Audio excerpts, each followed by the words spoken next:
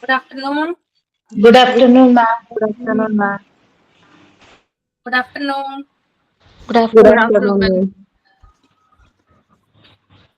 എല്ലാവരും ഫുഡൊക്കെ കഴിച്ചോ? കഴിച്ചു മിസ്സേ. Good afternoon, ma'am. ഉണ്ട് ഇതിനകത്ത് ഏതൊക്കെ ബാച്ചസ് ഉണ്ട്? 18, 18, 19, 20. 20. 20 ഉണ്ടല്ലേ? 18 ഉണ്ട്, 19 ഉണ്ട്, 20 ഉണ്ട്. എന്നെ അറിയാമോ? 19കാർക്ക് അറിയാം, ബാക്കിയുള്ളവർക്ക് അറിയാമോ? അറിയാം മിസ്സേ, പ്രാക്ടിക്കലിന് വന്നിട്ട് മിസ്സായിരുന്നു. പ്രാക്ടിക്കൽ ക്ലാസ്സിൽ 18കാര് കണ്ടല്ലേ? 20കാർക്ക് അറിയാമോ? 20th ബാച്ചിന് അറിയുന്നുണ്ടാവില്ല അല്ലെ? No, ma'am. അപ്പൊ ഞാൻ ആദ്യം പരിചയപ്പെടുത്താം. എന്റെ പേര് അശ്വതി എന്നാണ് കേട്ടോ. മോണ്ടിസോറി ഫെസിലിറ്റേറ്റർ ആണ്. ഓക്കെ.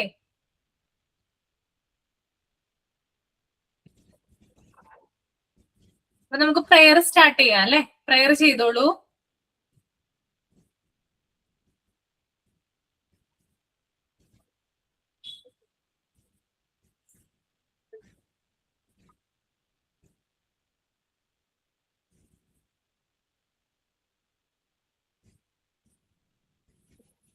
Ma'am, prayer start ചെയ്യട്ടെ. ചെയ്തോളൂ. God, I need you every day, every moment, every second. As long as I am breathing, I need you. I cannot face this world alone. Oh God, you are the only reason I have made it this far. I pray that you will never let go of my hand in the year 2026. If God had been good to you, Amen. Okay. Sign in ചെയ്തോളൂ കേട്ടോ. Good afternoon, all of you. I welcome Ashwadinis to our class. We hope for a wonderful class and lesson today to achieve your goal. Once again, I welcome all of you, wishing you all the best. Thought of the day. മാം ഞാൻ പറയാട്ടോ. An hour of pure focus beats a whole day of distractions. I will repeat. An hour of pure focus beats a whole day of distractions. Okay. അപ്പൊ ക്ലാസ്സുകളൊക്കെ കഴിഞ്ഞ week തുടങ്ങി അല്ലെ? കഴിഞ്ഞ ബുധനാഴ്ച അല്ലേ സ്റ്റാർട്ട് ചെയ്തത്? എങ്ങനെയുണ്ട് ക്ലാസ്സുകളൊക്കെ എങ്ങനെ പോകുന്നു? കുഴപ്പമില്ല. എന്നാലും എന്തോ ഒരു കുഴപ്പമുണ്ടല്ലോ. ഇല്ല കുഴപ്പമില്ല. എളുപ്പം മനസ്സിലാകുന്നൊക്കെ ഉണ്ട് പഠിപ്പിക്കുന്നേ. മാഡം ഒന്നുകൂടെ വായിച്ചു നോക്കിയാലേ അതിന്റെ ക്ലാരിറ്റി കിട്ടുള്ളൂ. ടീച്ചേഴ്സുമാർ പഠിപ്പിക്കുന്നതൊക്കെ മനസ്സിലാകുന്നുണ്ട്. പക്ഷെ നമ്മള് പഠിക്കുന്നത് ഒന്നുകൂടെ വായിച്ചു നോക്കിയാലേ അതിന്റെ ക്ലാരിറ്റി കിട്ടുള്ളൂ. 2-3 വട്ടം വായിച്ചാലേ അതിന്റെ ക്ലാരിറ്റി കിട്ടുള്ളൂ. ഓക്കെ. ബാക്കിയുള്ളവർക്ക് എങ്ങനെ തന്നെയാണോ അഭിപ്രായം? കുഴപ്പമില്ല മിസ്സേ. കുഴപ്പമില്ല. ഇല്ല, ഡിപ്ലോമയെക്കാളും കുറച്ചും കൂടി ടഫ് ആയിട്ട് തോന്നുന്നുണ്ടോ? തോന്നുന്നുണ്ട്. മാനേജ്മെന്റിന്റെ ഒക്കെ വരുന്നത്. പിന്നെ ബികോം പഠിച്ചിട്ടുള്ളതുകൊണ്ട് ചെറിയ തോതിൽ പറയുമ്പോൾ മനസ്സിലാവുന്നുണ്ടെന്നുണ്ട്. അതെ അല്ലേ? അങ്ങനെ തോന്നുന്നുണ്ടോ? നിങ്ങൾക്ക് തുടക്കത്തിൽ തോന്നുന്നതാണ് കേട്ടോ അങ്ങനെ.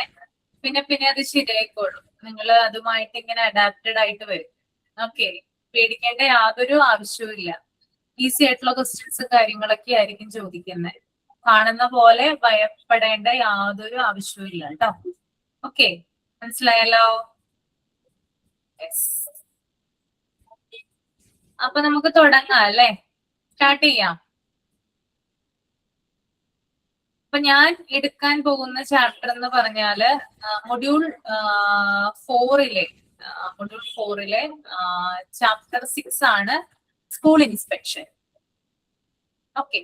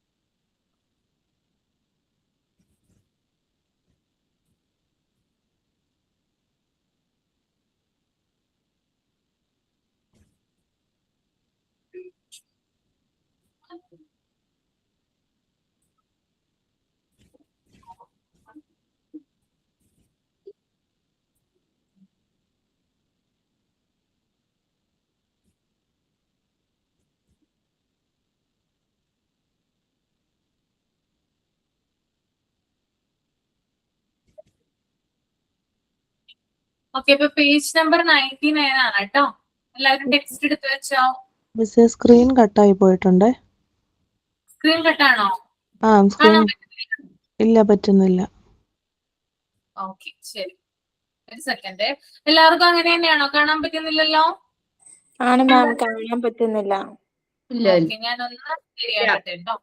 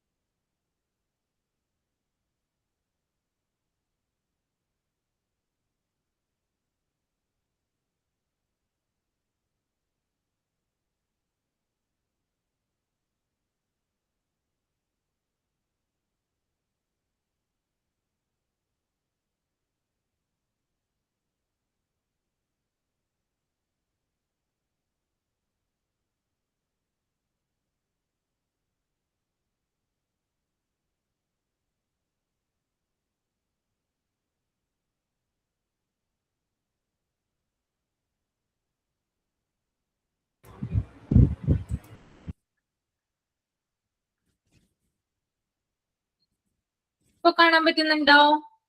ആ ഓക്കെ മിസ്സേ.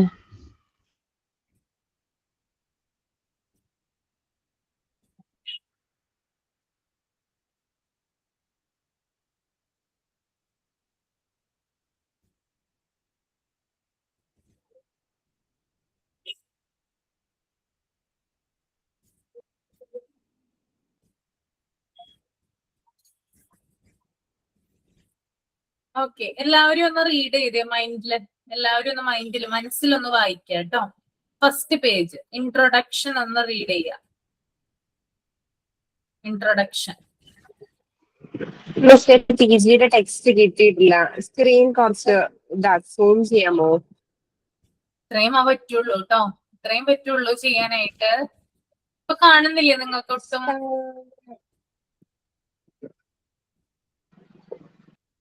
ഇപ്പൊ കാണാൻ പറ്റുന്നുണ്ടോ നോക്കിയേ? പറ്റുന്നുണ്ടോ? കിട്ടുന്നുണ്ട് മിസ്സേ. ആ, ഓക്കെ.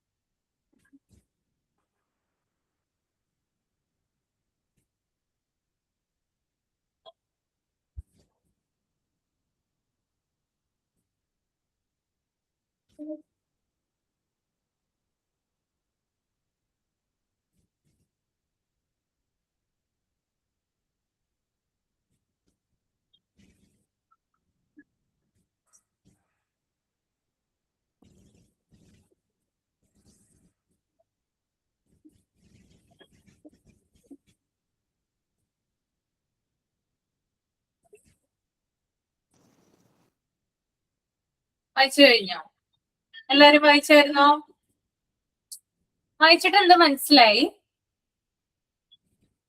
അത് ആദ്യം ചോദിക്കട്ടെ, എന്താ മനസ്സിലായത് വായിച്ചിട്ട്? ഈ ബ്രിട്ടീഷ് ഭരണകാലത്തുണ്ടായിരുന്ന ഇൻസ്പെക്ഷന്റെ രീതികളും ഇപ്പോൾ ഉള്ള രീതികളും ഒക്കെ തമ്മിലുള്ള മാറ്റങ്ങളെ കുറിച്ച് എന്തോ പറഞ്ഞേക്കുന്നതെന്ന് തോന്നുന്നു. ഓക്കെ, ശരിയാണ്. ആതിര പറഞ്ഞത് കറക്റ്റ് ആണ് കേട്ടോ. ആ രീതികളാണ് അവിടെ പറഞ്ഞിരിക്കുന്നത്. ഓക്കെ, പിന്നെ വേറെന്താ മനസ്സിലായത്? ഇന്ത്യയിലുള്ള ഇൻസ്പെക്ഷന്റെ ഒരു മെത്തേഡ്. ഇന്ത്യയിൽ ഫോളോ ചെയ്യുന്ന ഇൻസ്പെക്ഷൻ മെത്തേഡ് ആണ് അല്ലെ? പിന്നെന്താ? അബോട്ടും വുഡും, അത് ഇന്ത്യയിലെ എഡ്യൂക്കേഷൻ സിസ്റ്റത്തിനെ കുറിച്ചിട്ടുള്ള ഒരു അവയർനെസ്. അബോട്ട് ആൻഡ് വുഡ് പറയുന്ന രണ്ട് ഫേമസ് ആയിട്ടുള്ള തിയറിസ്റ്റ് അല്ലെങ്കിൽ ഫിലോസഫേഴ്സിനെ കുറിച്ചിട്ടുള്ള കാര്യങ്ങൾ പറയുന്നുണ്ട്. ഓക്കെ, പിന്നെന്താ? ആ 3 പോയിന്റ് മാത്രം മനസ്സിലായുള്ളൂ. ഒരാള് പറഞ്ഞു ബ്രിട്ടീഷുകാരുടെ കാലത്തുണ്ടായ ഇൻസ്പെക്ഷൻ, രണ്ടാമത്തെ ആള് പറഞ്ഞു ഇന്ത്യയിലെ ഇൻസ്പെക്ഷൻ രീതി, മൂന്നാമത്തെ ആള് പറഞ്ഞു അബോട്ട് ആൻഡ് വുഡ്. അതിന് പുറമെ വേറെ എന്തെങ്കിലും കാര്യങ്ങൾ കിട്ടിയിട്ടുണ്ടോ? നമ്മുടെ ഇന്ത്യയിൽ ആദ്യം ഫോളോ ചെയ്ത എന്താണ് രേവതി? ഇന്ത്യയിൽ ആദ്യം തന്നെ ഫോളോ ചെയ്ത മെത്തേഡ് തന്നെയാണ് ഇപ്പോഴും ഫോളോ ചെയ്യുന്നത്. അതിലൊരു ഡിഫറൻസ് ഒന്നും തന്നെ വന്നിട്ടില്ല. ഡിഫറൻസ് എന്ന് പറയാനായിട്ട് പറ്റില്ല. പിന്നെ വെരി ഗുഡ്. അപ്പൊ മനസ്സിലാവുന്നുണ്ടല്ലോ അല്ലെ? അപ്പൊ PG പാടാണെന്ന് പറഞ്ഞു നേരത്തെ എന്നോട്. ആണോ? വായിച്ചിട്ട് മനസ്സിലാവുന്നില്ലേ? വായിച്ചിട്ട് മനസ്സിലാവുന്നില്ല? ഉണ്ടോ? ആതിരെ ഉണ്ടെന്നാണോ പറയുന്നേ? മനസ്സിലായി അല്ലേ? ഓക്കെ. അപ്പൊ നമുക്കൊന്ന് നോക്കാം എങ്ങനെയാണ്, എന്താണ് ഈ ഇൻസ്പെക്ഷൻ? എന്താ? അതിനു മുമ്പ് ചോദിക്കട്ടെ, എന്താണ് ഇൻസ്പെക്ഷൻ? പരിശോധന അല്ലെ? ഓക്കെ, പരിശോധനകളെയാണ് നമ്മൾ ഇൻസ്പെക്ഷൻ എന്ന് പറയാ. എല്ലാ സ്ഥലത്തും പരിശോധനകൾ ഉണ്ടാവും അല്ലെ? സ്കൂളിൽ ഉണ്ടാകും, ഒരു ഓർഗനൈസേഷനിൽ ഉണ്ടാകും, ഹോസ്പിറ്റലിൽ ഉണ്ടാകും അല്ലെ? ഓഫീസുകളിൽ, ഗവൺമെന്റ് ഓഫീസുകളിൽ ഉണ്ടാകും അല്ലെ? അങ്ങനെ എല്ലാ സ്ഥലത്തും എന്തുണ്ടാവാറുണ്ട്? ഇൻസ്പെക്ഷൻ ഉണ്ടാവാറുണ്ട്, പരിശോധനകൾ നടക്കാറുണ്ട് അല്ലെ? അപ്പൊ സ്കൂൾ ഇൻസ്പെക്ഷൻ എന്തായിരിക്കും? സ്കൂൾ ഇൻസ്പെക്ഷൻ എന്ന വേർഡ് കൊണ്ട് എന്താ അർത്ഥമാക്കുന്നേ? സ്കൂൾ ഇൻസ്പെക്ഷൻ എന്ന് പറയുമ്പോ സ്കൂളിന്റെ പരിസരം അടുക്കും ചിട്ട് നീറ്റായിട്ടാണോ ഇരിക്കുന്നേ, പിന്നെ ഓഫീസുകാർക്ക് ഇപ്പൊ ടീച്ചർമാർ ഒരാൾ ആബ്സെന്റ് ആയിട്ട് ഉണ്ടോ അത് ഹാജരായിട്ടുണ്ടോ എന്ന് അറിയാനും, പിന്നെ സ്കൂൾ മൊത്തത്തിൽ ഒന്ന്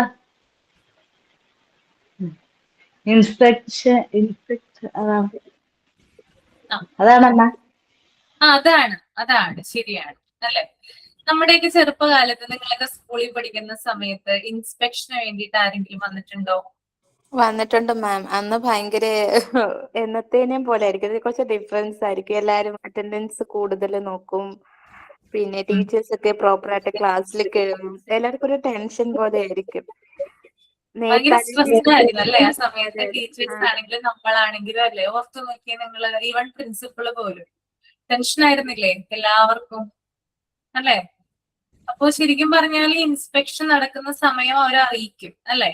ഇൻസ്പെക്ടർ വരുന്നുണ്ട്, അപ്പൊ എന്തോ ഭൂതം വരുന്നത് പോലെയാണ് എല്ലാവരും വെയിറ്റ് ചെയ്യുക അല്ലെ?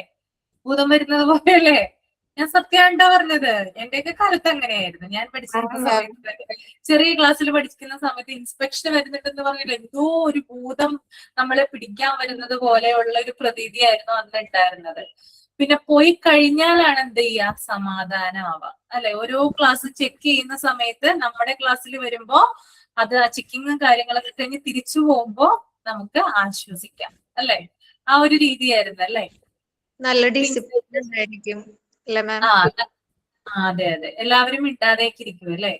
നല്ല നീറ്റ് ആയിട്ട് ക്ലീൻ ആയിട്ട് യൂണിഫോം ഒക്കെ ധരിച്ചു വരാനായിട്ട് ശ്രദ്ധിക്കും അല്ലെ. പെൺകുട്ടികളാണെങ്കിൽ നല്ല നീറ്റ് ആയിട്ട്, അല്ലെങ്കിൽ കുട്ടികൾക്ക് നല്ല രീതിയിൽ കെട്ട 2 സൈഡും പിന്നെയൊക്കെ ഇട്ട് റിബണൊക്കെ കെട്ടി വരാനായിട്ട് പറയും അല്ലെ. ആൺകുട്ടികളോടാണെങ്കിൽ പാൻസും അല്ലെങ്കിൽ നിക്കറൊക്കെ ഉണ്ടെങ്കിൽ അത് മര്യാദയ്ക്ക് ധരിക്കാനായിട്ട് പറയും അല്ലെ. വൃത്തിയായിട്ട് ഇരിക്കാനായിട്ട് പറയും അല്ലെ. ഓക്കെ, അപ്പോ അത് നമ്മളെ കൊണ്ട് തലേ ദിവസം തന്നെ പറയുന്നത് നിങ്ങൾ ഇങ്ങനെ ചെയ്യണോട്ടോ, നാളെ ഒരാൾ വരുന്നുണ്ട്, എഇഒ വരുന്നുണ്ട് അല്ലെങ്കിൽ ഡിഒ വരുന്നുണ്ട്, നിങ്ങൾ വൃത്തിയായിട്ട് വരണം, പിന്നെ എന്തെങ്കിലും ചോദിക്കുമ്പോ അതിന് ആൻസർ പറയണം അല്ലെ. പിന്നെ അറ്റൻഡൻസ് രജിസ്റ്റർ നോക്കും, അപ്പോ പേര് വിളിക്കുമ്പോ പ്രസന്റ് ടീച്ചർ എന്ന് പറയണം അല്ലെ. ഇങ്ങനെയുള്ള കാര്യങ്ങളൊക്കെ നമ്മളോട് തലേ ദിവസം തന്നെ എന്ത് ചെയ്യും, മുൻകൂട്ടി പറയും. ആരും ആബ്സെന്റ് ആകാൻ പാടില്ലെന്ന് പറയും പ്രത്യേകിച്ച് അല്ലെ. നാളെ ഇങ്ങനെ വരുവാണ്, ആരും ആബ്സെന്റ് ആവരുത്. അപ്പൊ ഇതൊക്കെ കേൾക്കുമ്പോ തന്നെ നമുക്ക് വല്ലാത്ത ടെൻഷൻ ആവും. നമ്മുടെ വിചാരം എന്താണ്, നമ്മളോടുള്ള ക്വസ്റ്റ്യൻ മുഴുവൻ ചോദിക്കുമെന്നാണല്ലേ. അങ്ങനല്ലേ, നമ്മളോട് ക്വസ്റ്റ്യൻ ചോദിക്കോ, ക്വസ്റ്റ്യൻ ചോദിച്ചു കഴിഞ്ഞാൽ തന്നെ നമ്മൾ പറഞ്ഞില്ലെങ്കിൽ നമ്മളെ തല്ലോ അല്ലെങ്കിൽ നമ്മളെ സ്കൂളിൽ നിന്ന് പറഞ്ഞു വിടോ അല്ലെ. എന്റെ മനസ്സിലൊക്കെ അങ്ങനെയായിരുന്നു കേട്ടോ. അങ്ങനെ കുറെ ടെൻഷൻ ഉണ്ടായിരുന്നു, എന്തായിരിക്കും നാളെ സംഭവിക്കാൻ പോകുന്നത്, എന്തായിരിക്കും നാളെ സംഭവിക്കാൻ പോകുന്നത്. അപ്പൊ ചില ഇൻസ്പെക്ടർമാര് വരുമ്പോൾ ജസ്റ്റ് ഒന്ന് ചെക്ക് ചെയ്തിട്ടായിരിക്കും പോവുക. ചിലവര് വരുന്ന സമയത്താണെങ്കിൽ ചിലപ്പോ കുട്ടികളോട് എന്തെങ്കിലും ചോദ്യങ്ങളോ കാര്യങ്ങളൊക്കെ ചോദിക്കാറുണ്ട്. ഓക്കെ, എന്നിട്ട് അവരെന്ത് ചെയ്യും, അവരുടെ ജോലി കഴിഞ്ഞിട്ട് അവര് തിരിച്ചു പോകും. അപ്പൊ ഇൻസ്പെക്ഷൻ എന്ന് പറയുന്നത് നമുക്കൊരു പേടി ഇതാണ് ശരിക്കും പറഞ്ഞാൽ. അത് ടീച്ചേഴ്സിനാണെങ്കിലും അതെ, കുട്ടികൾക്കാണെങ്കിലും അതെ, ഹോൾ സ്കൂളിലാണെങ്കിലും അതാണ് ഒരു പേടിപ്പെടുത്തുന്ന ഒന്നാണ് ഇൻസ്പെക്ഷൻ എന്ന് പറയുന്നത്. ഓക്കെ, നിങ്ങൾ തിളക്കം സിനിമയിൽ കണ്ടിട്ടില്ലേ, ഇൻസ്പെക്ഷന് വരുമ്പോ ദിലീപ് ചെയ്യുന്നൊരു വികൃതി കണ്ടിട്ടില്ലേ നിങ്ങള്? കണ്ടിട്ടുണ്ടല്ലേ. ഇൻസ്പെക്ടറാണ് പുള്ളിക്കാരൻ, വരുവാണ് സ്കൂളിലേക്ക് അല്ലെ. അപ്പോഴാണ് ആ ഒരു കാര്യം, ആ ഒരു എന്താ പറയാ സീൻ അവിടെ ക്രിയേറ്റ് ചെയ്യപ്പെടുന്നത്. ഓക്കെ, അപ്പൊ അങ്ങനെ നമ്മൾ പല മൂവികളിലൊക്കെ ആയിട്ട് നമ്മൾ ഈ ഇൻസ്പെക്ഷൻ അല്ലെങ്കിൽ ഇൻസ്പെക്ടറുമായി ബന്ധപ്പെട്ടിട്ടുള്ള കാര്യങ്ങളൊക്കെ നമ്മൾ കണ്ടിട്ടുണ്ട്. ഞാൻ പെട്ടെന്ന് വന്നത് തിളക്കം എന്ന് പറയുന്ന സിനിമയാട്ടോ. ബാക്കി സിനിമകളൊക്കെ ഉണ്ട്, പക്ഷെ എനിക്ക് പേര് ഓർമ്മ കിട്ടുന്നില്ല.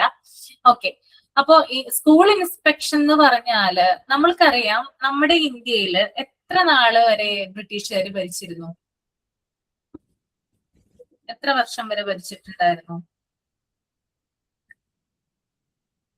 എപ്പോഴാണ് വന്നത് ബ്രിട്ടീഷുകാര്? 200 വർഷങ്ങൾ ഭരിച്ചത്. 200 വർഷങ്ങൾ ഭരിച്ചോ? 200 ആണോ? 200 കൂടുതലില്ല, 1600-കളിലല്ലേ വന്നേ? ആണോ? രണ്ടുപേര് കച്ചവടത്തിനായിട്ട് വന്നത് ആണല്ലേ. പിന്നെ എപ്പോഴാണ് തിരിച്ചു പോയേ?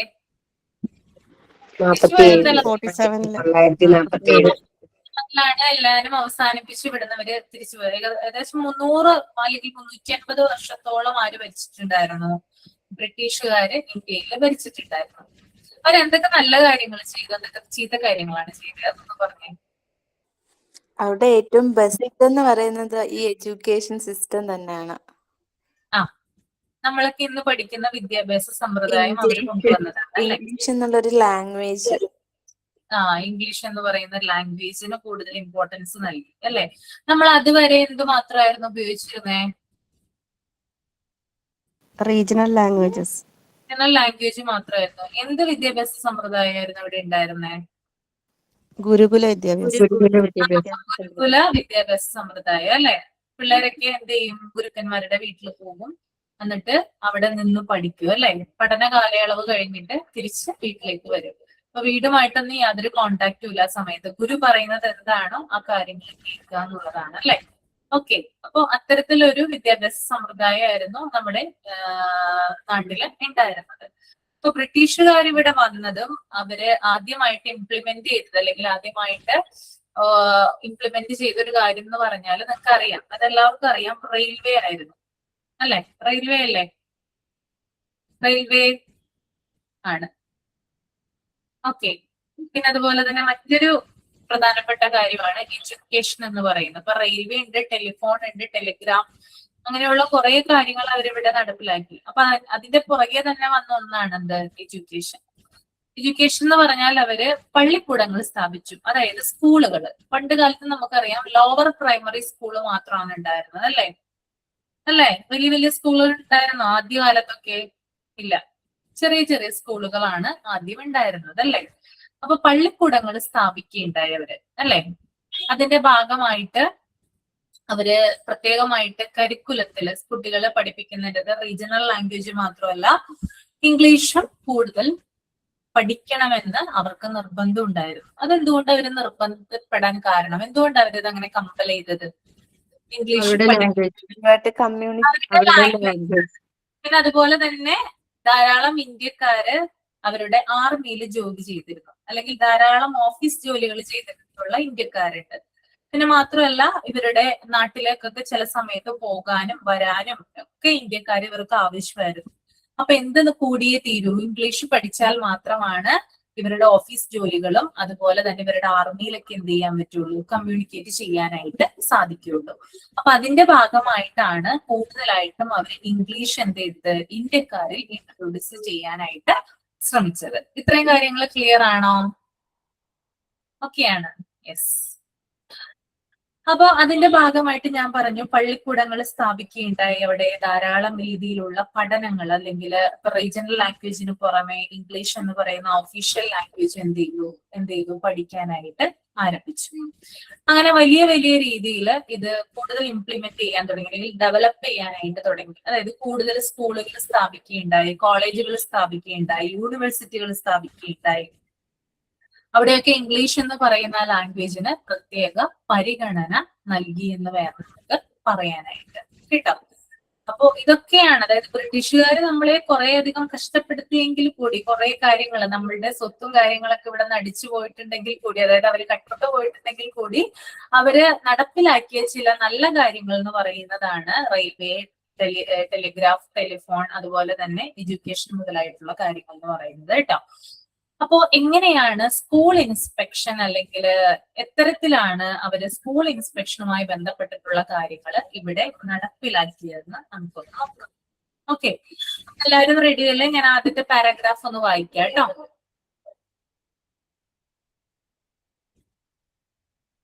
Introduction. According to this dispatch, the inspectors have been told to report regarding ongoing conditions of schools and to organize or help in governing the examination of students. In fact, this situation continued until about a century ago. Then, for bringing the progress in the situation, the British government tried to take an important step. With the result in India, in 1936, observation of education was made by Abbott and Wood. The specialist found great differences in functions of inspectors of India and Britain. Both the specialists said main function of an inspector is to inspect schools. He should do this function with sympathy and dexterity and give counsel on the basis of knowledge and experience. According to this suggestion, the inspector was entrusted with the function of providing advice and encouragement, but in the real practice and situation remained the same as it was already or before. Okay. അതായത് ഒരു സെന്റൻസും ഒരു പാരഗ്രാഫും കൂടി വായിക്കാം, കേട്ടോ. Aforesaid suggestion was given according to inspection of England, where important changes were done in the concept and practice of inspection gradually. To an adequate extent, it began to be given help in headway of direction work in schools in a democratic way. But in India, no important steps were taken changing the concept and the practice of inspection. Even today in India, the same meaning is attached with the inspection, which was commonplace in the British era in India. Okay. നിങ്ങൾക്ക് വായിച്ചപ്പോ ചില കാര്യങ്ങൾ നിങ്ങൾക്ക് ബോധ്യപ്പെട്ടിട്ടുണ്ടാവും. അതായത് നമ്മുടെ പഴയ കാലത്ത് എന്ന് പറഞ്ഞാല് സ്കൂൾ ഇൻസ്പെക്ടർമാരുടെ പ്രധാന ജോലി സ്കൂളുകളുടെ പ്രവർത്തനം പരിശോധിക്കുകയും പരീക്ഷകൾ നടത്തുന്നതിൽ സഹായിക്കുകയും ചെയ്യുകയായിരുന്നു. ഓക്കെ, അപ്പൊ പഴയ കാലത്ത് പണ്ട് കാലത്ത് എങ്ങനെയായിരുന്നു? അപ്പൊ സ്കൂൾ ഇൻസ്പെക്ഷൻ എന്ന് പറയുന്ന ആ ഒരു ടേം, അല്ലെങ്കിൽ സ്കൂൾ ഇൻസ്പെക്ഷൻ എന്ന് പറയുന്ന ആ ഒരു പ്രവൃത്തി കൊണ്ടുവന്നത് ആരാണ്? ഇവിടെ ആരാ കൊണ്ടുവന്നത്? ഇന്ത്യക്കാരാണോ? ബ്രിട്ടീഷുകാരാണ് സ്കൂൾ ഇൻസ്പെക്ഷൻ എന്ന് പറയുന്ന ആ ഒരു ഇത് ഇവിടെ ഇൻട്രൊഡ്യൂസ് ചെയ്തത്. അപ്പൊ പഴയ കാലത്ത് സ്കൂൾ ഇൻസ്പെക്ടർമാരുടെ പ്രധാന ജോലി എന്ന് പറഞ്ഞാൽ എന്തായിരുന്നു? സ്കൂളുകളുടെ പ്രവർത്തനം പരിശോധിക്കുക, എക്സാം ഒക്കെ നടത്തുന്നതില് സ്കൂളിനെ സഹായിക്കുകയും ചെയ്യുക. ഇതായിരുന്നു അവരുടെ പ്രധാനപ്പെട്ട ആക്ടിവിറ്റി എന്ന് പറയുന്നത്. ഈ രീതി ഏകദേശം 100 വർഷത്തോളം കാലം ഫോളോ ചെയ്തു പോകുന്നു. അപ്പോ 100 വർഷത്തോളം കാലം ഈ ഒരു രീതി തന്നെയാണ് എന്ത് ചെയ്തിരുന്നത്? ഫോളോ ചെയ്തു പോന്നിരുന്നത്. എന്താണ് അവർ ചെയ്തത്? സ്കൂൾ പരിശോധിക്കുക, എക്സാം നടത്തുന്നതിൽ ഹെൽപ്പ് ചെയ്യുക. ഈ 2 കാര്യങ്ങൾ മാത്രമാണ് സ്കൂൾ ഇൻസ്പെക്ടർമാര് ചെയ്തിരുന്നത്. ഓക്കെ, പിന്നീട് ഈ ഒരു എന്താ പറയാ സംവിധാനത്തില് മാറ്റം വരുത്താനായിട്ട് ബ്രിട്ടീഷ് സർക്കാർ ശ്രമിച്ചു. ഓക്കെ, അപ്പൊ ഇവർക്ക് തോന്നിയിട്ടുള്ള ഒരു കാര്യം എന്ന് പറഞ്ഞാല് ഇംഗ്ലണ്ടില്, അതായത് ബ്രിട്ടീഷുകാരുടെ ജന്മനാടാണ് ഇംഗ്ലണ്ട് അഥവാ ബ്രിട്ടൻ. ബ്രിട്ടനിലും ഇന്ത്യയിലും വ്യത്യസ്തമായിട്ടുള്ള സ്കൂൾ ഇൻസ്പെക്ഷൻ രീതിയാണ് ഫോളോ ചെയ്തുകൊണ്ടിരുന്നത്. ഇംഗ്ലണ്ടിൽ എന്ന് പറഞ്ഞാൽ കറക്റ്റ് ആയിട്ടുള്ള മെത്തേഡാണ്. അതായത് കറക്റ്റ് ആയിട്ട് എന്താ പറയാ സ്കൂള് പരിശോധിക്കുക, അവിടെയുള്ള ടീച്ചേഴ്സിനായാലും അവിടെയുള്ള സ്റ്റാഫുകൾക്കായാലും വേണ്ട രീതിയിലുള്ള ഒരു കോർഡിനേഷൻ കൊടുക്കുക, ഗൈഡൻസ് കൊടുക്കുക, അവരെ ഹെൽപ്പ് ചെയ്യുക, ഇങ്ങനെയുള്ള കാര്യങ്ങളാണ് ഇംഗ്ലണ്ടിൽ ഫോളോ ചെയ്ത് വന്നിരുന്നത്. പക്ഷെ അതിൽ നിന്ന് വിപരീതമായിട്ടായിരുന്നു ഇന്ത്യയില് ഇൻസ്പെക്ഷൻ ഉണ്ടായിരുന്നത്. ഇന്ത്യയിൽ എന്തായിരുന്നു? ഇന്ത്യയിൽ എന്ന് പറഞ്ഞാല് ഇൻസ്പെക്ഷൻ എന്ന് പറഞ്ഞാല് പേടിപ്പിച്ച് നിർത്തുക എന്ന് പറയും. അതായത് നമ്മളൊക്കെ വളർന്നു വന്ന രീതിയാണ് കേട്ടോ, നമ്മളൊക്കെ എക്സ്പീരിയൻസ് ചെയ്തിട്ടുള്ള കാര്യമാണ്. പേടിപ്പിച്ച് നിർത്തുക, അതായത് സ്റ്റാഫുകളെ പേടിപ്പിക്കുക, ടീച്ചേഴ്സിനെ പേടിപ്പിക്കുക, പിന്നെ എന്താണ് ഒരു അധികാരം അവിടെ പ്രകടിപ്പിക്കുക എന്നുള്ള രീതിയായിരുന്നു എവിടെ ഉണ്ടായിരുന്നത്? ഇന്ത്യയിൽ ഉണ്ടായിരുന്നത്. അപ്പൊ ഇങ്ങനെ ഫോളോ ചെയ്ത് വന്നിരുന്ന ഒരു സ്ട്രക്ചറില് മാറ്റം വരുത്തണമെന്ന് ആര് തീരുമാനിച്ചു? ബ്രിട്ടീഷ് ഗവൺമെന്റ് തീരുമാനിച്ചു. ഇങ്ങനെയല്ല ഇൻസ്പെക്ഷൻ വേണ്ടത്. ഇതിൽ നിന്ന് വ്യത്യസ്തമായിട്ട് കുറച്ചും കൂടി കോപ്പറേറ്റീവ് ആയിട്ടുള്ള രീതിയിൽ എന്ത് നടത്തണം? ഇൻസ്പെക്ഷൻ നടത്തണമെന്നാണ് ബ്രിട്ടീഷ് സർക്കാർ തീരുമാനിച്ചത്. അപ്പൊ അതിന്റെ ഭാഗമായിട്ട് അതിൽ മാറ്റം വരുത്താനായിട്ട് അവർ തീരുമാനിച്ചു. ഇതിന്റെ ബേസിസില് 1936, അതായത് 1936 അബോട്ട് ആൻഡ് വുഡ് എന്ന് പറയുന്ന 2 പേര് ഇന്ത്യയിലെ വിദ്യാഭ്യാസ സംവിധാനങ്ങളെ കുറിച്ച് പഠിച്ചു. ഓക്കെ, അപ്പൊ ഇന്ത്യയിലെ വിദ്യാഭ്യാസ സംവിധാനങ്ങളെ കുറിച്ച് പഠിച്ചു. എങ്ങനെയാണ്? അപ്പൊ അവര് മെയിൻ ആയിട്ട് കണ്ടെത്തിയ കാര്യം എന്തായിരുന്നു? ഞാൻ നേരത്തെ പറഞ്ഞ കാര്യം തന്നെയാണ് കേട്ടോ. അവര് മെയിൻ ആയിട്ട് കണ്ടെത്തിയത് ഇന്ത്യയിലെയും ബ്രിട്ടനിലെയും ഇൻസ്പെക്ടർമാരുടെ ജോലിയില് വലിയ വ്യത്യാസങ്ങളുണ്ടെന്ന് അവര് കണ്ടെത്തുകയുണ്ടായി. അവരുടെ അഭിപ്രായത്തില് ഒരു ഇൻസ്പെക്ടറുടെ പ്രധാന ജോലി എന്ന് പറഞ്ഞാല് സ്കൂളുകൾ പരിശോധിക്കുന്നത് മാത്രമല്ല, സ്കൂളുകൾക്കും അധ്യാപകർക്കും ഉപദേശവും പ്രോത്സാഹനവും നൽകുന്ന ആളായിരിക്കണം ആര്? ഇൻസ്പെക്ടർ എന്ന് പറയുന്നത്. നിങ്ങൾക്ക് തോന്നുന്നുണ്ടോ അങ്ങനെയാണോ? നമ്മൾ നമുക്ക് എക്സ്പീരിയൻസ് ഉള്ളത് അങ്ങനെയാണോ? അല്ല. പക്ഷെ നമ്മുടെ രീതി അങ്ങനെയാണ്, ഇപ്പോഴും അങ്ങനെ തന്നെയാണ് ഫോളോ ചെയ്ത് വരുന്നത് കേട്ടോ. അപ്പൊ ഇവര് അബോട്ട് ആൻഡ് വുഡ് നടത്തിയ പഠനത്തിൽ അവർക്ക് മനസ്സിലായിട്ടുള്ള കാര്യം ബ്രിട്ടനിൽ നിന്ന് നേരെ ഓപ്പോസിറ്റ് ആണ് ഇന്ത്യയില്. കുറേയധികം കാര്യങ്ങളൊന്നും ഇന്ത്യയിൽ നടക്കുന്നില്ല. പ്രോത്സാഹനമോ അല്ലെങ്കിൽ പ്രത്യേകിച്ചിട്ടുള്ള ഉപദേശമോ കാര്യങ്ങളോ ഒന്നും ആര് കൊടുക്കുന്നില്ല? ഇന്ത്യയിലെ ഇൻസ്പെക്ടർമാര് കൊടുക്കുന്നില്ല. ഓക്കെ, അപ്പോ ഇവര് കണ്ടെത്തിയിട്ടുള്ള ഈ ഒരു കാര്യത്തില് അവര് ഒരു കൺക്ലൂഷനിൽ എത്തിയത് ഇങ്ങനെയാണ്: ഇൻസ്പെക്ടർമാര് തന്റെ അറിവും അല്ലെങ്കിൽ തന്റെ എക്സ്പീരിയൻസും ഉപയോഗിച്ച് അവര് സഹാനുഭൂതിയുള്ള ആളുകളായിരിക്കണം. അതുപോലെ തന്നെ ടീച്ചേഴ്സിനോടൊക്കെ നല്ല രീതിയിൽ കോർഡിനേറ്റ് ചെയ്ത് പ്രവർത്തിക്കുന്ന ആളുകളായിരിക്കണം ആര്? ഇൻസ്പെക്ടർ എന്നാണ് ഇവര് കണ്ടെത്തിയിട്ടുള്ള ഒരു കൺക്ലൂഷൻ. ഓക്കെ, പക്ഷെ അബോട്ട് ആൻഡ് വുഡ് നടത്തിയ പഠനത്തിൽ ഇത്തരത്തിലുള്ള കാര്യം കണ്ടെത്തിയെങ്കിൽ കൂടെയും കാര്യമായിട്ടുള്ള മാറ്റമൊന്നും ഉണ്ടായില്ല. ഈ നിർദ്ദേശങ്ങൾ പ്രായോഗികമായിട്ട് പ്രാക്ടിക്കലായിട്ട് അപ്ലൈ ചെയ്യാനായിട്ട് ഇതുവരെ ഇന്ത്യയിലെ ബ്രിട്ടീഷ് ഗവൺമെന്റിന് സാധിച്ചില്ലെന്ന് വേണം പറയാനായിട്ട്. പിന്നെ അബോട്ട് ആൻഡ് വുഡ് നടത്തിയ പഠനം ഇന്ത്യയിൽ മാത്രമല്ല കേട്ടോ, അത് ഇംഗ്ലണ്ടിലും കുറേയധികം മാറ്റങ്ങൾ, ഇന്ത്യയിൽ കാര്യമായിട്ട് മാറ്റങ്ങൾ ഉണ്ടായില്ലെങ്കിൽ കൂടി ഇംഗ്ലണ്ടിൽ കുറച്ചധികം മാറ്റങ്ങൾ വരുത്തേണ്ടായി. ഇംഗ്ലണ്ടിലെ പരിശോധനാ രീതിയിൽ ക്രമേണ മാറ്റങ്ങൾ വരുത്തി. അവിടെ ഇൻസ്പെക്ടർമാരെന്ന് പറഞ്ഞാൽ സ്കൂളുകളുടെ വികസനത്തിന് മാർഗനിർദ്ദേശവും സഹായവും നൽകാനായിട്ട് തുടങ്ങി. അപ്പോ ഇന്ത്യയില് ഇന്നും പല സ്ഥലങ്ങളിലും പഴയ ബ്രിട്ടീഷ് കാലത്തെ പരിശോധനാ രീതിയുടെ സ്വാധീനം തുടരുന്നു. അപ്പൊ ഇന്നും നമ്മൾക്ക് ചില സ്ഥലങ്ങളിലൊക്കെ പോയി കഴിഞ്ഞാൽ ഇൻസ്പെക്ടർമാര് പഴയ രീതിയിലാണ് ഇത് ഫോളോ ചെയ്യുന്നതെന്ന് കാണാനായിട്ട് സാധിക്കും. ഓക്കെ, മനസ്സിലായോ? ക്ലിയർ ആണോ? Yes.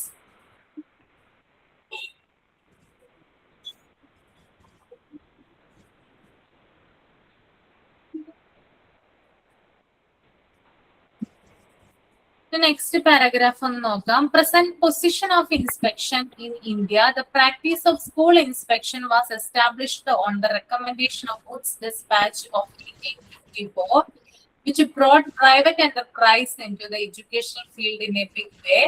It was then decided to conduct the inspection of schools, especially the private ones, to see whether they fulfilled the conditions for recognition by the education department and those for the government granting aid. Out of this grew the old concept of inspection with its operation of restraint and the maintenance of schools.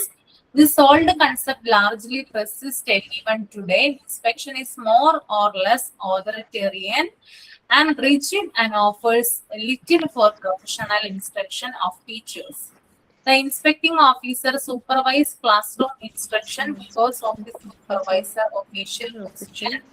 An apparent high caliber skill is only a teacher-centered inspection. ആരെങ്കിലും വായിക്കുന്നുണ്ടെങ്കിൽ ഒന്ന് stop ചെയ്യാം കേട്ടോ. Concerned with the rating and regarding of teachers in an extremely subjective manner, exercising whims and caprice to castigate them. Such inspection has nothing to do with the teacher's professional growth or the advancement of the teaching learning situation. Okay. നിങ്ങൾ വായിച്ചായിരുന്നോ ഈ ഭാഗം? വായിച്ചായിരുന്നോ? അതൊന്ന് വായിച്ചോളൂ കേട്ടോ. Next page ഒന്ന് read ചെയ്തോളൂ. ആ ഒരു paragraph, first paragraph.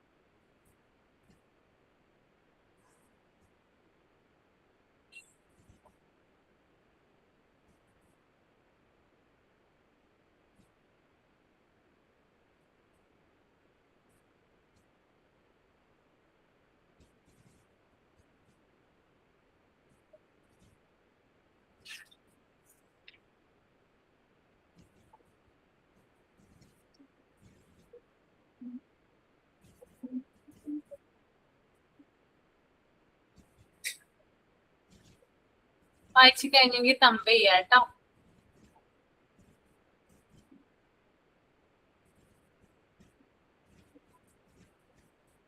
Okay,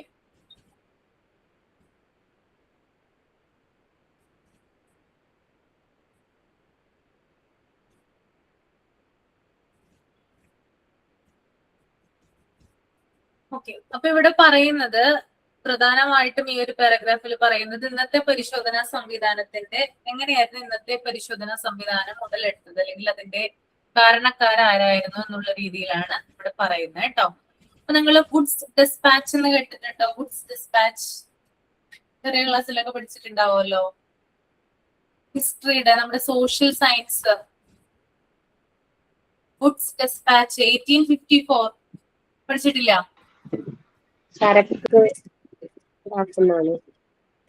Woods dispatch എന്ന് പറഞ്ഞ ഹിസ്റ്ററിയിൽ പഠിച്ചിട്ടുണ്ടോ? അതാണ് ഞാൻ ചോദിക്കുന്നത്. 1854 വുഡ്സ് ഡിസ്പാച്ച്. മാഗ്ന കാർട്ട, എഡ്യൂക്കേഷന്റെ മാഗ്ന കാർട്ട എന്ന് വിശേഷിപ്പിക്കുന്നത് വുഡ്സ് ഡിസ്പാച്ചിനെയാണ്. കേട്ടിട്ടുണ്ടല്ലേ? ആ, ഓക്കെ.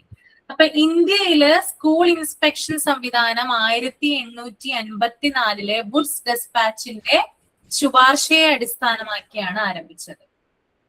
ഓക്കെ, അപ്പൊ എന്തിനെ അടിസ്ഥാനമാക്കിയിട്ടാണ് വുഡ്സ് ഡിസ്പാച്ച് ആരംഭിച്ചതെന്ന് ചോദിക്കാം. എന്തിനെ ആധാരമാക്കിയിട്ടാണ്? 1854 ഗുഡ്സ് ഡിസ്പാച്ചിനെ ആധാരമാക്കിയാണ് ഇന്ത്യയിൽ സ്കൂൾ ഇൻസ്പെക്ഷൻ ആരംഭിച്ചത് കേട്ടോ. ആ മാഗ്ന കാർട്ടയിലാണ് എന്ത് പറയുന്നത്, സ്കൂൾ ഇൻസ്പെക്ഷനെ കുറിച്ച് പറയുന്നു. ഓക്കെ, ഇവിടെ പറയുന്ന ഒരു കാര്യം, പ്രത്യേകിച്ച് സ്വകാര്യ സ്കൂളുകള് സർക്കാർ അംഗീകാരത്തിനും ഗ്രാന്റ് ഇൻ എയ്ഡ്, അതായത് സർക്കാർ ധനസഹായം ലഭിക്കാനും ആവശ്യമായ നിബന്ധനകൾ പാലിക്കുന്നുണ്ടോ എന്ന് പരിശോധിക്കുകയായിരുന്നു പ്രധാന ലക്ഷ്യം. അപ്പൊ സ്കൂൾ ഇൻസ്പെക്ഷൻ ആദ്യകാലത്ത് എന്തിനു വേണ്ടിയിട്ടാണ് നടപ്പിലാക്കിയിരുന്നത്? പലതരത്തിലുള്ള സ്വകാര്യ സ്കൂളുകൾ ഉണ്ട് അല്ലെ. ഈ സ്വകാര്യ സ്കൂളുകൾ എന്ത് ചെയ്യും, കുറച്ചു നാൾ കഴിഞ്ഞാൽ സർക്കാരിന്റെ റെക്കഗ്നീഷൻ, അതായത് അംഗീകാരത്തിന് വേണ്ടിയിട്ട് റിപ്പോർട്ട് തേടും. അപ്പൊ സർക്കാർ അംഗീകാരം ലഭിക്കാനും പിന്നെ മറ്റ് പല സ്കൂളുകൾക്ക്, അതായത് സ്വകാര്യ സ്കൂളുകൾക്ക് ഗ്രാന്റ് ഇൻ എയ്ഡുകൾ അനുവദിക്കാറില്ല. ഗവൺമെന്റിന്റെ ധനസഹായത്തെയാണ് എന്ത് പറയുന്നത്, ഗ്രാന്റ് ഇൻ എയ്ഡ് എന്ന് പറയുന്നത്. എല്ലാ സ്കൂളുകൾക്കും ഗവൺമെന്റ് ധനസഹായം ഇല്ലേ? ഉണ്ടല്ലോ, അതറിയാലോ നിങ്ങൾക്ക്. അതിനെയാണ് ഗ്രാന്റ് ഇൻ എയ്ഡ് എന്ന് പറയുന്നത് കേട്ടോ. സർക്കാർ സ്കൂളുകൾക്ക് കൊടുക്കുന്ന ധനസഹായത്തെ എന്തു പറയാം, ഗ്രാന്റ് ഇൻ എയ്ഡ് എന്ന് പറയാം.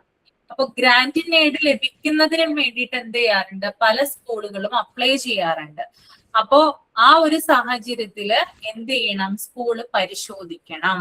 അതായത് ഗ്രാന്റ് ഇൻ എയ്ഡ് ലഭിക്കാനും സർക്കാരിന്റെ അംഗീകാരം ലഭിക്കുന്നതിന് വേണ്ടിയിട്ട് സ്കൂളുകൾ ശരിയായ രീതിയിലാണോ പ്രവർത്തിക്കുന്നതെന്ന് പരിശോധിക്കുന്നതിന് വേണ്ടിയിട്ടാണ് ആദ്യകാലത്ത് സ്കൂൾ ഇൻസ്പെക്ഷൻ നടപ്പിലാക്കിയത്.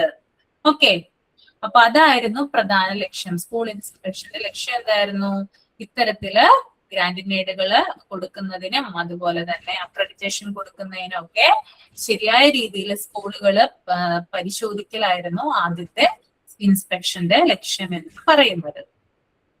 അങ്ങനെയാണ് ഇൻസ്പെക്ഷൻ ആരംഭിച്ചത്.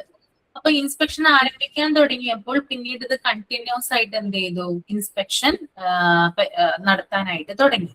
അപ്പൊ ഇതോടെ ഇൻസ്പെക്ഷൻ എന്നത് സ്കൂളുകളെ നിയന്ത്രിക്കുകയും മേൽനോട്ടം വഹിക്കുകയും ചെയ്യുന്ന ഒരു രീതിയായിട്ട് മാറി. പിന്നീട് എന്തായിട്ട് മാറി, ഇൻസ്പെക്ഷൻ എന്ന് പറയുന്ന ആ ഒരു ഘടകം സ്കൂളിനെ സംബന്ധിച്ച് ഒഴിച്ചുകൂട്ടാൻ പറ്റാത്ത ഒരു ഘടകമായിട്ട് മാറി. അപ്പൊ ഇൻസ്പെക്ഷൻ എന്നത് സ്കൂളുകളെ നിയന്ത്രിക്കുകയും മേൽനോട്ടം വഹിക്കുകയും ചെയ്യുന്ന ഒരു രീതിയായിട്ട് മാറി. ഇന്നും ചിലയിടങ്ങളിൽ ഇൻസ്പെക്ഷൻ അധികാരപരമായിട്ടുള്ള ഓതറിറ്റേറിയൻ രീതിയിലാണ് നടക്കുന്നത്. അതായത് പവർ കാണിക്കുക എന്നുള്ളതാണ്. ആളുകളെ ഭരിക്കുക, അല്ലെങ്കിൽ റൂൾസ് പഠിപ്പിക്കുക. ഭയങ്കര മിലിറ്ററിയിൽ നമ്മൾ കുറെ കാര്യങ്ങളൊക്കെ കാണാറില്ലേ, ആർമിയിലൊക്കെ ആണെങ്കിൽ, അതായത് എന്തെങ്കിലും തെറ്റ് ചെയ്താൽ പണിഷ് ചെയ്യുക, അല്ലെങ്കിൽ ഇന്ന റൂള് പഠിപ്പിക്കുക. അപ്പൊ ആ ഒരു രീതിയിൽ തന്നെയാണ് ഇൻസ്പെക്ഷൻ എന്ന് പറയുന്ന ആ ഒരു കാര്യം ഇപ്പോഴും നിലനിന്ന് പോന്നിരുന്നത്, അല്ലെങ്കിൽ ആദ്യകാലത്ത് അങ്ങനെയായിരുന്നു. അപ്പൊ ഇതാണ് ആ പാരഗ്രാഫിൽ പറയുന്നത് കേട്ടോ. ക്ലിയർ ആണോ? യെസ്. ഇനി meaning of A school inspection, അതൊന്ന് വായിച്ചേ, എല്ലാവരും മൈൻഡിൽ വായിക്കൂ കേട്ടോ.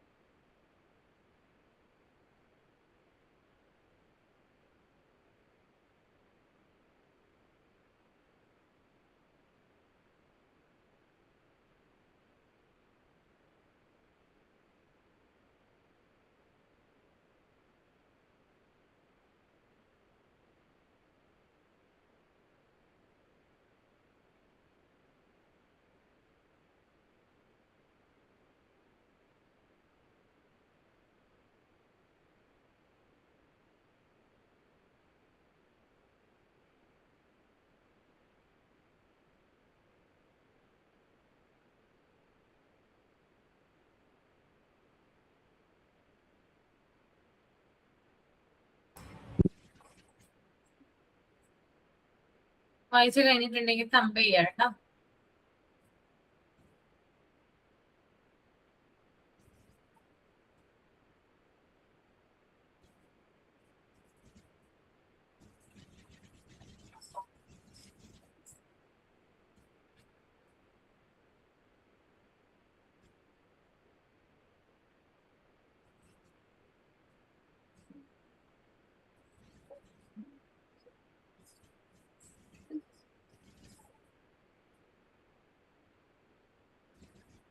ഓക്കെ, കഴിഞ്ഞു. ഒരാളൊന്ന് റീഡ് ചെയ്തേ മീനിങ് ഓഫ് സ്കൂൾ ഇൻസ്പെക്ഷൻ. ആരാ റീഡ് ചെയ്യാ? മാം വായിക്കാം. രേവതി വായിച്ചോളൂ. രേവതി ഏത് ബാച്ചാണ്? Meaning of 20. 20 ആണല്ലേ? മീനിങ് ഓഫ് ഞാൻ സ്ക്രീനിലാണ് വായിക്കുന്നത്. Meaning of school inspection. According to the dictionary, the meaning of inspection is to give a test, and test means to probe with an easy and critical view.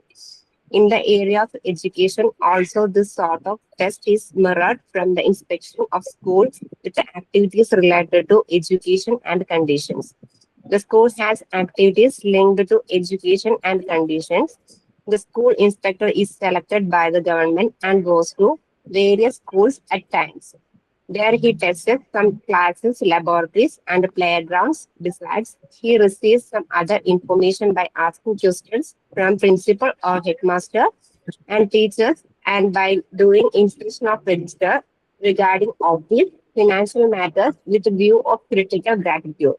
The information received in this way and on the basis of self-observation, inspector prepares his report and produces the report before his high official. This report comes in the hands of various officers, and each officer gives his remarks on it and passes to the next one. In this way, the remarks are enrolled on it. With the result, when it reaches the principal, a lot of situations have changed, which were criticized in the report. Thus, the result of inspection, to a great extent, automatically got insignificant. Okay, എന്താ മനസ്സിലായത് രേവതി?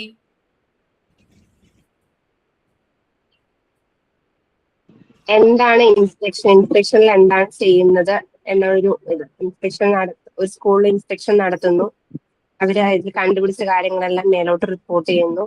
അത് ചുറ്റിത്തിരിഞ്ഞ് last അതിന്റെ final ഡിസിഷനിൽ അവര് എന്താണോ ചെയ്യേണ്ടത് ആ മാറ്റം സ്കൂളിനെ ഇൻഫോം ചെയ്യുന്നു. ഓക്കെ, വേറെ ആർക്കെങ്കിലും എന്തെങ്കിലും മനസ്സിലായോ? Meaning of school inspection. അതായത് ടീച്ചേഴ്സിനെയും ഓൺ സ്റ്റാഫിനെയും ഹെഡ് മാസ്റ്ററിനെ എല്ലാം ഓഫീസിൽ വിളിച്ചു വരുത്തി രജിസ്റ്റർ ചെക്ക് ചെയ്യുന്നു. പിന്നെ അവരുടെ ടീച്ചേഴ്സുമാരുടെ റിപ്പോർട്ട് ചെക്ക് ചെയ്യുന്നു. എത്ര പേര് ആബ്സെന്റ് ആയിട്ടുണ്ട്, ഇന്ന് എത്ര പേര് വന്നിട്ടുള്ളതെന്നൊക്കെ ചെക്ക് ചെയ്യുന്നു. അത് പിന്നെ സ്കൂൾ ഓഫീസിന്റെ നീറ്റ്നെസ് ഒക്കെ എങ്ങനെ ടീച്ചേഴ്സുമാർ എങ്ങനെ കീപ്പ് ചെയ്യുന്നു, അതൊക്കെയല്ലേ ഇൻസ്പെക്ഷൻ.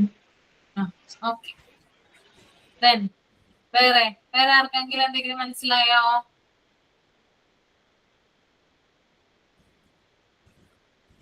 എനിവൺ?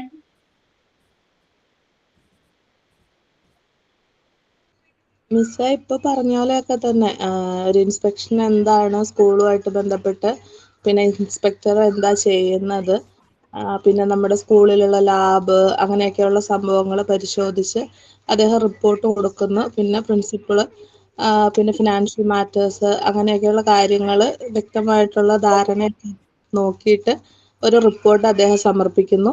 എന്നിട്ട് ആ റിപ്പോർട്ടിന്റെ അടിസ്ഥാനത്തിൽ പിന്നീട് സ്കൂളിൽ ഫർദറായിട്ടുള്ള മാറ്റങ്ങൾ വരുത്തണം എന്നുണ്ടെങ്കിൽ അതനുസരിച്ചിട്ടുള്ള ബദലായിട്ടുള്ള തീരുമാനങ്ങൾ എടുക്കുന്നു.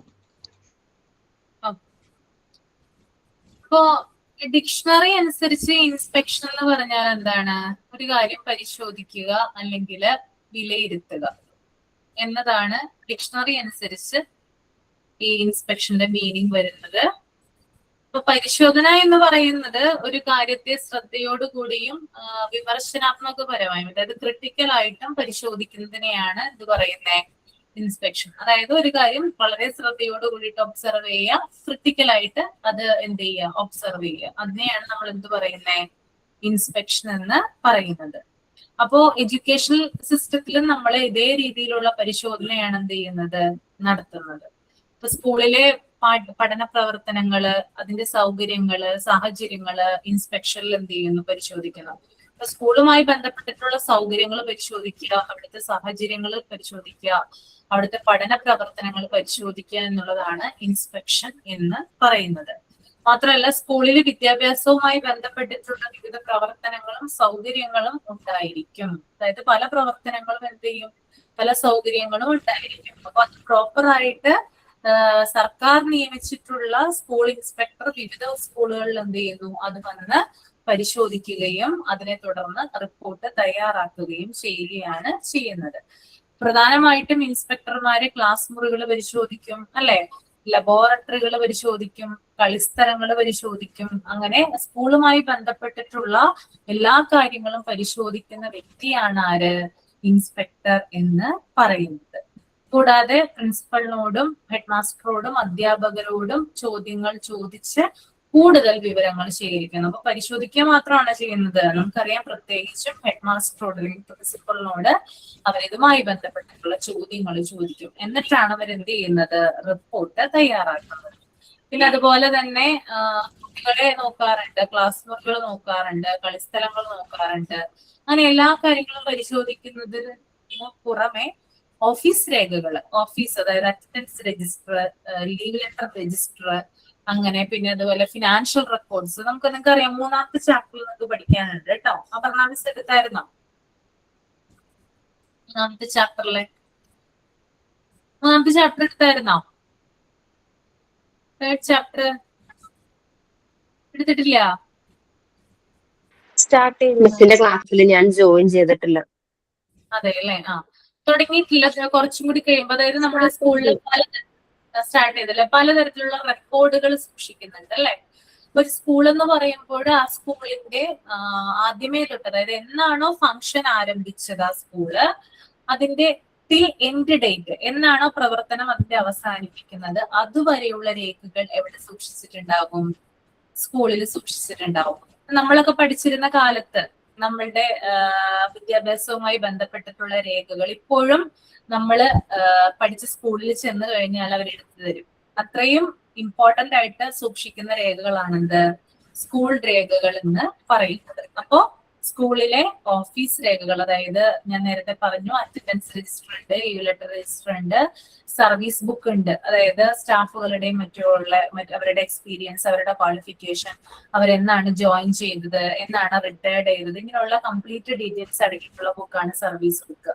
പിന്നെ എൻറോൾമെന്റ് രജിസ്റ്റർ ഉണ്ട്, ക്യാഷ് രജിസ്റ്റർ ഉണ്ട്, ഡെയിലി ഉള്ള ബഡ്ജറ്റിങ്ങും കാര്യങ്ങളും അല്ലെങ്കിൽ ഡെയിലി ഉള്ള ക്യാഷ് ട്രാൻസാക്ഷൻ ഒക്കെ രേഖപ്പെടുത്തി വെക്കുന്ന ബുക്കാണ് ക്യാഷ് രജിസ്റ്റർ അല്ലെങ്കിൽ ക്യാഷ് ബുക്ക് എന്ന് പറയുന്നത്. അങ്ങനെയുള്ള ധാരാളം രേഖകൾ എന്ത് ചെയ്യുന്നുണ്ട്, സ്കൂൾ ഇൻസ്പെക്ടർ വന്ന് പരിശോധിക്കുന്നുണ്ട്. ഓക്കെ. പിന്നെ സാമ്പത്തികപരമായിട്ടുള്ള രേഖകൾ, അതായത് സ്കൂളിൽ നിന്ന് എത്ര പണം ചെലവായി, സ്കൂളിൽ നിന്ന് എത്ര പണം ഇൻകമായിട്ട് കിട്ടി, ഇങ്ങനെയുള്ള കാര്യങ്ങളും ആര് പരിശോധിക്കുന്നു, സ്കൂൾ ഇൻസ്പെക്ടർ പരിശോധിക്കുന്നു. അപ്പോ ഇവയെല്ലാം വളരെ ശ്രദ്ധയോടുകൂടി വളരെ വിമർശനാത്മകമായിട്ടുള്ള രീതിയിലാണ് ആര് വിലയിരുത്തുന്നത്, സ്കൂൾ ഇൻസ്പെക്ടർ വിലയിരുത്തുന്നത്.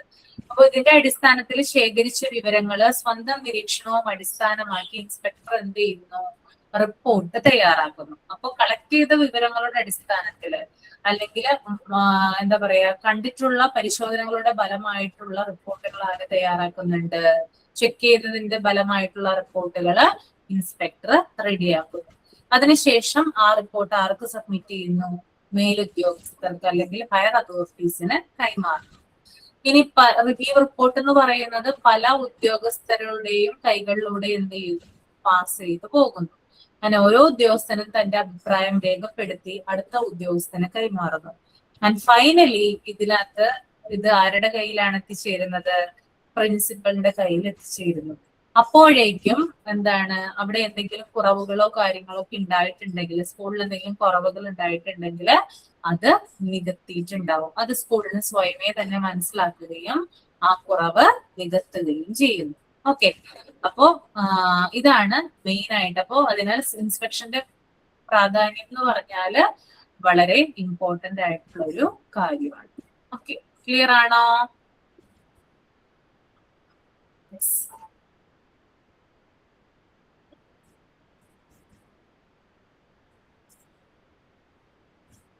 ഇനി നമുക്ക് അടുത്തത് നോക്കാനുള്ളത് പ്രിൻസിപ്പിൾസ് ഓഫ് ഗുഡ് ഇൻസ്പെക്ഷൻ ആണ് കേട്ടോ. ബോറടിച്ചൊന്നുമില്ലല്ലോ? മനസ്സിലായില്ലേ എല്ലാവർക്കും? ബോറടി ഉണ്ടായോ? ഇല്ല മിസ്സേ, ഓക്കെ ഓക്കെ ആണല്ലേ? ഓക്കെ. ചിലരൊക്കെ ഉറങ്ങുന്നുണ്ടോ? ഹിസ്റ്ററി ആണല്ലോ പറഞ്ഞത് കുറച്ചു നേരമായിട്ട്, അതുകൊണ്ട് ചിലരൊക്കെ ഉറങ്ങിപ്പോയിട്ടുണ്ടാകും അല്ലേ? ഓക്കെ, അപ്പൊ അടുത്ത ക്ലാസ്സിൽ വരുമ്പോ എന്ത് ചെയ്യണം? അടുത്ത ക്ലാസ്സിൽ വരുന്ന സമയത്ത് പ്രിൻസിപ്പിൾസ് ഓഫ് ഗുഡ് ഇൻസ്പെക്ഷൻ ഒന്ന് വായിച്ചിട്ട് വരണം കേട്ടോ. മൈൻഡില് നിങ്ങൾ റീഡ് ചെയ്തിട്ട് എന്ത് ചെയ്യാ വരിക. അപ്പൊ നമുക്ക് ഇവിടെ വന്നിട്ട് എന്ത് ചെയ്യണ്ട, കുറെ അധികം വായിക്കേണ്ട ആവശ്യമില്ല. നമ്മൾ ജസ്റ്റ് ഒന്ന് മൈൻഡ് ഒന്ന് കണ്ണൊടിച്ചു പോയാൽ മതി കേട്ടോ. അടുത്ത ക്ലാസ്സിൽ എല്ലാവരും എന്ത് ചെയ്യാ, വായിച്ചിട്ട് വരിക. ഇതുമായി ബന്ധപ്പെട്ട് എന്തെങ്കിലും ഡൗട്ട് ഉണ്ടെങ്കിൽ ചോദിക്കാം കേട്ടോ. ഡൗട്ട് എന്തെങ്കിലും ഉണ്ടോ സ്കൂൾ ഇൻസ്പെക്ഷനുമായി ബന്ധപ്പെട്ട്? ഇല്ല. മാം, നമ്മുടെയൊക്കെ സ്കൂളിൽ പഠിക്കുമ്പോ, നമ്മളൊക്കെ സ്കൂളിൽ പഠിക്കുമ്പോഴേ ഈ ഇൻസ്പെക്ഷൻ ആള് വരൂല. അപ്പൊ ആ ഇൻസ്പെക്ഷൻ ആള് വരുമ്പോ ആ ഓഫീസറെ പറയുന്ന പേരാണോ ഈ DMO? DO, DM, AO എന്നൊക്കെ പറയും. അതെ, ഇൻസ്പെക്ഷൻ വരുന്ന ആളുകളാണ്. അത് പർട്ടിക്കുലർ പോസ്റ്റ് ഉണ്ടാകും ഇൻസ്പെക്ഷൻ. നമ്മൾ പഠിക്കും ഇതിനകത്ത് ക്വാളിഫിക്കേഷൻ, യോഗ്യതകളൊക്കെ പഠിക്കും ഇൻസ്പെക്ടറുടെ. ഓക്കെ. അപ്പോ ചില പോസ്റ്റുകളിലായിരിക്കും എന്ത് ചെയ്യുക, ആ വ്യക്തികൾ ഇരിക്കുക. അതുകൊണ്ടാണ് DMO, AEO എന്നൊക്കെ പറയുന്നത് കേട്ടോ. Okay ma'am. പേരുകളിൽ അറിയപ്പെടും. അവരുടെ റെപ്യൂട്ടേഷൻ, അവരുടെ എന്താണ് അവരുടെ സ്റ്റാറ്റസ്, അതിനനുസരിച്ചിട്ടായിരിക്കും അവരുടെ പേരുകൾ വരുന്നത്. Okay ma'am, thank you. Okay, അപ്പൊ നമുക്ക് വൈൻഡപ്പ് ചെയ്യാം അല്ലേ? ചിലപ്പോ എല്ലാവർക്കും ക്ലിയർ ആയെന്ന് വിചാരിക്കുന്നു, ക്ലാസ് ഇഷ്ടമായെന്ന് വിചാരിക്കുന്നു. ഞാൻ അടുത്ത ക്ലാസ്സിൽ എന്ത് ചെയ്യാം, വീണ്ടും കാണാം. അപ്പൊ വായിച്ചിട്ട് വരണം കേട്ടോ. തിങ്കളാഴ്ച ആയിരിക്കും ക്ലാസ് ഉണ്ടാവുക കേട്ടോ. Okay ma'am. Okay, thank you ma'am. Thank you so much. Next thank you ma'am. Thank you, ma'am. Thank you. Thank you, ma'am. Thank you, ma'am. Thank you, ma'am. Thank you. Thank you.